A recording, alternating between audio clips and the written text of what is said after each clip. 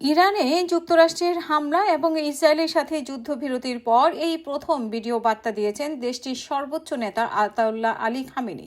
Iran ও ইসরায়েলের মধ্যে 12 দিনের যুদ্ধবিরতির অবসানে 2 দিন পরে তার এই মন্তব্য এসেছে। স্থানীয় সময়ে দুপুরে তার পূর্ণাঙ্গ বার্তা সম্প্রচারিত হওয়ার আগেই সামাজিক যোগাযোগ মাধ্যমে এবং ইরানের রাষ্ট্রীয় গণমাধ্যমে ভাষণের খবর ছড়িয়ে পড়তে শুরু করে।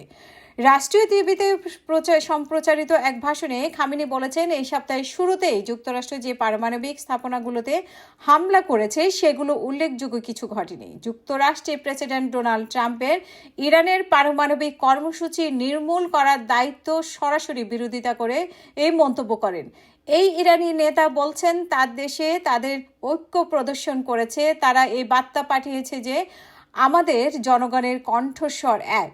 খামেনি বলেছেন ট্রাম্প তার দেশকে আত্মসমর্পণ করার আহ্বান জানিয়েছিলেন, কিন্তু যুক্তরাষ্ট্রের প্রেসিডেন্টের মুখের তুলনায় তা খুব বড় মন্তব্য ছিল বলে বলেন তিনি। ইরানের মতো একটি মহান দেশ ও জাতির জন্য আত্মসমর্পণের কথা বলাই অপমান বলে তিনি মনে করেন। এই ইরানি নেতা এই অঞ্চলে মার্কিন ঘাঁটিতে আরও হামলা চালানোর হুমকি দিয়ে বলেন, যদি কোনো আক্রমণ ঘটে তাহলে শত্রু এবং হামলাকারীদের অবশ্যই চড়া মূল্য দিতে হবে। এর আগে সামাজিক যোগাযোগ মাধ্যমে শেয়ার করা পোস্টে খামেনি বলেছেন, কাতার মার্কিন ঘাঁটিতে হামলা চালিয়েছে ইরান এবং আমেরিকার মুখে এক কঠিন চড় মেরেছে, তবে ওই হামলায় কোনো হতাহতের ঘটনা ঘটেনি।